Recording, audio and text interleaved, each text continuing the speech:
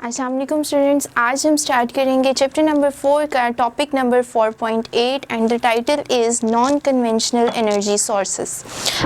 Basically अगर हम बात करें एनर्जी सोर्सेस की तो यहाँ हमारे जो वर्ल्ड है उसमें दो तरह के एनर्जी सोर्सेस मिलते हैं। एक होते हैं हमारे पास कन्वेंशनल एनर्जी सोर्सेस और दूसरे हैं नॉन कन्वेंशनल।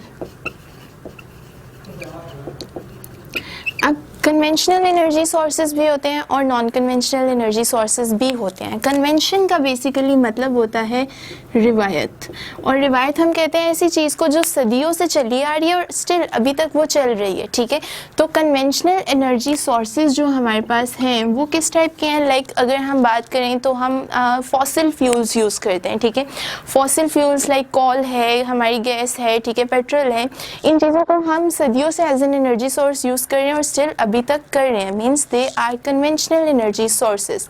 अब अगर हम कहें नॉन कन्वेंशनल एनर्जी सोर्सेज तो वो कौन से होंगे? यानी गैर रिवायती, मतलब जिनको पहले तो इस्तेमाल किया जाता था लेकिन आजकल वो जो हैं, आजकल की अगर हम प्रैक्टिकल लाइफ की बात करें तो अब वो इतना ज़्यादा ट्रेंड में नहीं हमें मिल रहे। ठीक है, तो उनको हम कहते हैं नॉन कन्वेंशनल एनर्जी सोर्सेज।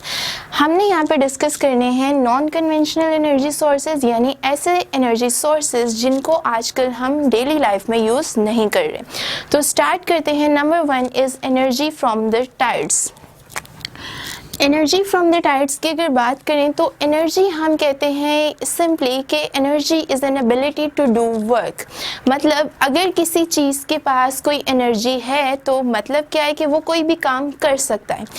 अब काम जो है वो वर्क डन बहुत से हो सकते हैं। फॉर एग्जांपल कि हम अगर बात कर लें जनरेटर की, तो जनरेटर जो है वो एक ऐसी डिवाइस है कि अगर इसके पीछे हम कोई टरबाइन लगा देते हैं, ठीक है, और टरबाइन को हम पीछे से कोई जो है वो एनर्जी अगर प्रोवाइड करते हैं, ठीक है, तो ये एनर्जी क्या करेगी? जैसे ही इस टरबाइन को मिलेगी ये टरबाइन घूमना शुरू हो जाएगी। घूमना मतलब यहाँ पे ये घूम रहा है तो ये वर्क डन कर रहा है। ठीक है, और यहाँ इसका जो वर्क डन है वो हो रहा है in the form of mechanical energy. अब ये मैकेनिकल एनर्जी जैसे ही जनरेटर को मिलेगी तो जनरेटर क्या करेगा? इस मैकेनिकल एनर्जी को कन्वर्ट करवा देगा इलेक्ट्रिकल एनर्जी में।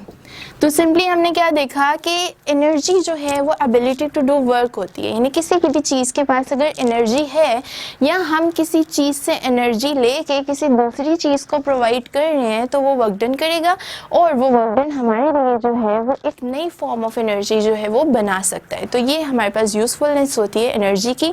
और यहाँ पर हम देख सकते हैं कि हम एक टाइप की एनर्जी को दूसरी बेनिफिशियल टाइप ऑफ एनर्जी में कन्वर्ट भी कर सकते हैं। तो अगर यहाँ एनर्जी फ्रॉम टाइड्स की बात करें तो टाइड्स जो है वो क्या होती हैं? लार्ज वेव्स, यानी समुद्रों में या ओशंस में बनने वाली जो बहुत बड़ी बड़ी लहरें होती हैं, पानी की वेव्स होती हैं, उनको टाइड्स बोला जाता है। अब इन टाइड्स से हमें कैसे एनर्जी मिलेगी उन पे बात करते हैं। आपको पता है कि हमारी जो है वो अर्थ की अगर हम बात करें तो ये हम ले लेते हैं, ये हमारी अर्थ का इक्वेटर है। ठीक है, हमें पता है कॉमन प्रैक्टिस के अकॉर्डिंगली कि according to solar system moon जो है वो क्या कर रहा होता है? मून हमारी अर्थ के राउंड अबाउट ट्रैवल कर रहा होता है। ये हमारे पास मून है। अब क्या होगा कि अर्थ की ग्रेविटी होती है, ठीक है, अर्थ हर चीज़ पे ग्रेविटेशनल फोर्स लगाता है जिसकी वजह से मून क्या कर रहा होता है? अपने ऑर्बिट के अंदर सर्कल कर रहा होता है। ठीक है, अर्थ जो इस पे फोर्स लगा रहे हैं, लेकिन आपको पता है कि मून भी एक प्लैनेट है, तो इसका मतलब है कि मून भी जो है वो एक ग्रेविटेशनल फोर्स लगाएगा अर्थ के ऊपर। अब अगर आप ये कहें कि मून किस तरह से जो है वो ग्रेविटी की फोर्स लगा सकते हैं, तो न्यूटन का जो लॉ ऑफ ग्रेविटेशन है वो क्या एक्सप्लेन करते हैं? Every object in the universe attracts the every other object, यानी हर चीज़ जो है वो किसी दूसरी चीज़ को अट्रैक्ट करती है with a force that is directly proportional to the product of masses and inversely proportional to the square of the distance। तो यहाँ पे अगर आप ये देखें तो मून भी क्या करेगा? अर्थ के ऊपर एक ग्रेविटी की फोर्स अप्लाई करेगा। ठीक है, अब होता ये है कि यहाँ पे अगर इसी चीज़ को हम मज़ीद जूम करके देखें तो आप एज्यूम कर लें कि इस टाइम मून यहाँ पे मौजूद है, ठीक है, और ये हमारी अर्थ है। अब अर्थ की अगर बात करें तो अर्थ जो है वो बहुत बड़ा प्लैनेट है। अब इस इतने बड़े प्लैनेट में अगर मजीद हम डिवीजन देखें तो पानी और अल्लाह ताला ने ज़मीन बनाई हुई है, ठीक है। तो ज़मीन जो है उसका एरिया बहुत कम है, पानी बहुत ज़्यादा मौजूद है। तकरीबन जो है वो हमारे इस अर्थ में 80% आप कह सकते हैं कि वाटर मौजूद है, 80 to 90%, ठीक है। तो इसका मतलब है कि यहाँ पे अर्थ के इन रीजन्स में बहुत सी जगह पे ओशंस होंगे, ठीक है, यहाँ पे ओशंस मौजूद होंगे। अब जैसे ही जो फेस हमारी अर्थ का मून की तरफ होगा, मून वहाँ पे क्या करेगा, अपनी ग्रेविटी की फोर्स लगाएगा और यहाँ ओशंस में जो मौजूद पानी है इनको हाई टाइड्स में कन्वर्ट कर देगा, ठीक है। यहाँ पे ये फिनोमिना होगा।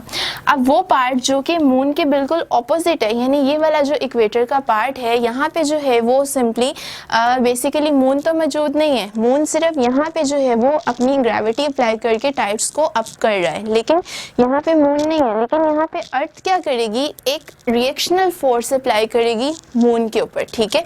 आपको पता है कि सेंट्रीपिटल फोर्सेस होती हैं और सेंट्रीफ्यूगल फोर्सेस होती हैं। सेंट्रीपिटल फोर्सेस बॉडी को मूव करवाती हैं और सेंट्रीफ्यूगल फोर्सेस बॉडी को मूव करवाने से रोकती हैं। सेम इसी तरह से हमारे पास और भी रिएक्शनल फोर्सेस होती हैं। तो अगर इस जगह पे मून जो है वो टाइड्स को अप ला रहा है तो यहाँ पे अर्थ का जो पानी है वो पूरी कोशिश करेगा मैं मजीद ऊपर जाऊं और अपनी तरफ से मून को अट्रैक्ट करने की कोशिश करूं, ठीक है। तो ये वाला जो इक्वेटर है यहाँ पे भी क्या प्रोड्यूस हो जाती हैं, हमारे पास हाई टाइड्स प्रोड्यूस हो जाती हैं।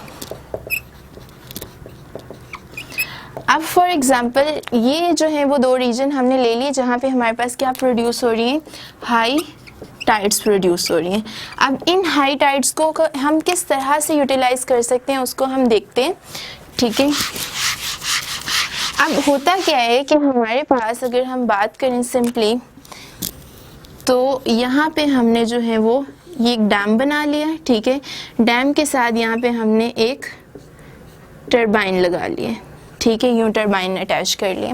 अब क्या होगा कि जैसे ही फॉर एग्जांपल यहाँ पे मून मौजूद है, अब मून अर्थ के इस पोर्शन के पास आया हुआ है, तो इतना यहाँ पे जो पानी मौजूद होगा यहाँ पे हाई टाइड्स प्रोड्यूस हो जाएंगी, ठीक है।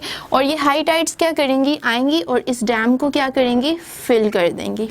अब जब ये डैम को फिल कर रही होंगी तो रास्ते में लगी जो टरबाइन होगी उस पर पानी का प्रेशर पड़ेगा और वो घूमना शुरू हो जाएगी। यहाँ से आपको मैकेनिकल एनर्जी मिलेगी। फिर इस मैकेनिकल एनर्जी को आप जब जो है वो जनरेटर्स को दोगे तो वो उसको इलेक्ट्रिकल एनर्जी में कन्वर्ट करवा देगी। अब एक प्रोसेस ये हुआ, आफ्टर सम टाइम, जब कुछ टाइम गुजर जाएगा तो क्या होगा, पानी का जो लेवल है वो हर तरफ बराबर हो जाएगा, यानी इक्विलिब्रियम आ जाएगा, ठीक है, लेवल इक्वल हो जाएगा हर तरफ। अब नेक्स्ट प्रोसेस क्या होगा, अब नेक्स्ट प्रोसेस में फॉर एग्जांपल कि मून इस एरिया से जो है वो चला जाता है, ठीक है, और समहाउ वो किसी दूसरी जगह पे जो है फॉर एग्जांपल यहाँ से हट के वो किसी दूसरी यहाँ पे आ गए, ठीक है। अब पहली पोजीशन ये थी, अब वो यहाँ आ गया है। अब अगर मून हमारा यहाँ आ गया तो हम तो सिर्फ इसी स्पेसिफिक एरिया को यहाँ पे डिस्कस कर रहे हैं ना। इसका मतलब है कि अब इस साइड पे लो टाइड्स प्रोड्यूस होंगी, हाई टाइड्स प्रोड्यूस नहीं होंगी क्योंकि मून का ग्रेविटेशनल पुल खत्म हो गया। तो यहाँ पे सिंपली क्या होगा, हमारे पास अब लो टाइड्स प्रोड्यूस होंगी कुछ इस तरह से। ये डैम है हमारा, ठीक है।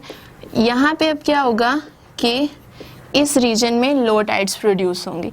अब ये लो टाइड्स का रीजन है, लेकिन यहाँ पे पानी का लेवल इसके मुकाबले क्या होगा, ज़्यादा होगा। इसका मतलब है पानी क्या करेगा, पूरी कोशिश करेगा कि वो हायर लेवल रीजन से लोअर लेवल रीजन की तरफ जाए और अगेन पानी बाहर निकलेगा और इस टरबाइन को रोटेट करवाएगा और फिर से हमें मैकेनिकल एनर्जी मिलेगी।